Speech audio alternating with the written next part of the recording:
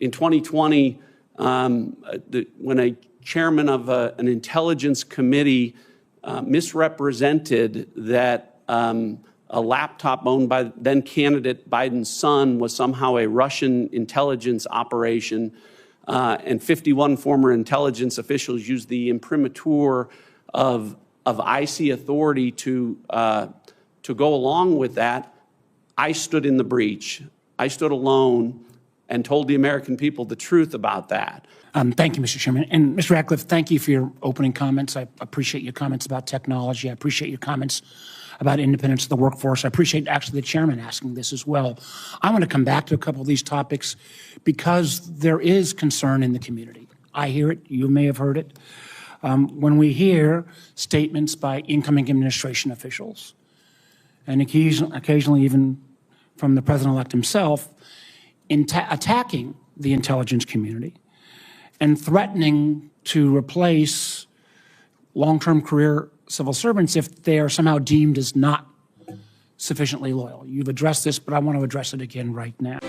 Hey everyone, welcome back. Today we're diving into an explosive revelation. Trump's former CIA director has torched Adam Schiff over his claims about Hunter Biden's laptop. If you've been following this story, you know there's been a lot of spin, but now the truth is coming out. Before we get started, hit that subscribe button and turn on notifications. All right, let's get into it. Let's rewind to 2020, when Hunter Biden's laptop hit the headlines. The contents were explosive emails, personal data, and serious questions. But instead of investigating, Adam Schiff, chairman of the Intelligence Committee, pushed a different narrative.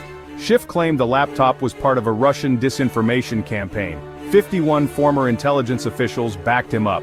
Now the truth is unraveling fast, and Trump's CIA director is not holding back. What assurances can you provide to this committee and to the CIA workforce that you will resist efforts to fire or force out career CIA employees because of their perceived political views or somehow their views of loyalty to the president? Well, I think the best example of that, Mr. Vice Chairman, is if you look at my record and my record as DNI, that never took place. That is never something anyone has alleged, and it's something that I would never do. So I would approach this position very much the same way and provide the same assurance. Again, I think there has been, a lot has happened in the last 4 years since your prior service. There have been these comments. I would again, if you are asked to remove personnel, to get rid of individuals based upon this kind of political litmus test, I'd ask that you keep the committee informed of those requests. I certainly will. Same thing, and again, I appreciate the chairman raising this as well. Most important job for you, for the folks at the CIA, speaking truth to power. And I want to again reiterate the question Senator Cotton raised. You've got to make sure that your analysis is objective, it's not politically influenced. We've got to make sure it's timely. This willingness to speak truth to power, even if it's uncomfortable, I would like you to speak to that again. During a recent hearing, Trump's former CIA director made it clear Schiff's claims were false. He stood alone, pushing back against the misinformation. He said, and I quote, "I stood in the breach. I stood alone and told the American people the truth." That's a bold statement, and it challenges Schiff's narrative. But the facts, they speak for themselves. Why is this still a big deal? Simple. Trust in our intelligence community is at stake. Politically motivated claims weaken public confidence. The Hunter Biden laptop story was suppressed during a crucial election. Could the outcome have changed if voters knew the full truth? It's a question worth asking.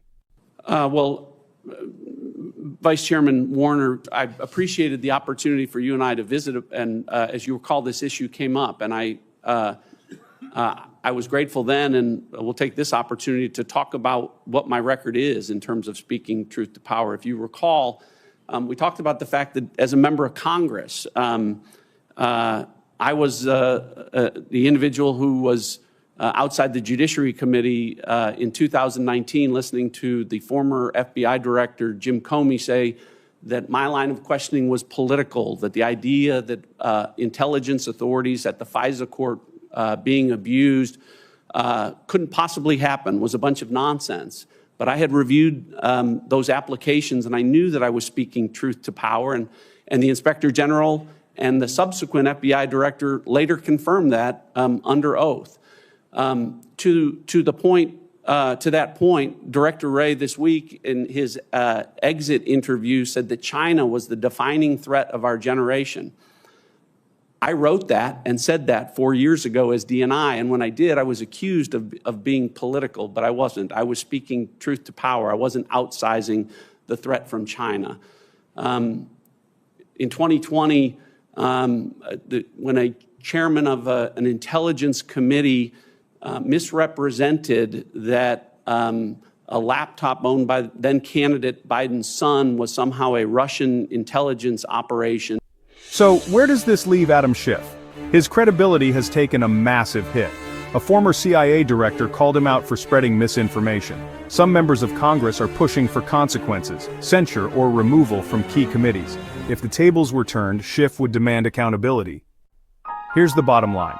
Trump's CIA director isn't backing down, and the truth about Hunter Biden's laptop is coming to light. The question is, will Adam Schiff ever be held accountable? Hit that subscribe button and turn on notifications. I've got more breaking stories coming your way, and I'll catch you in the next one.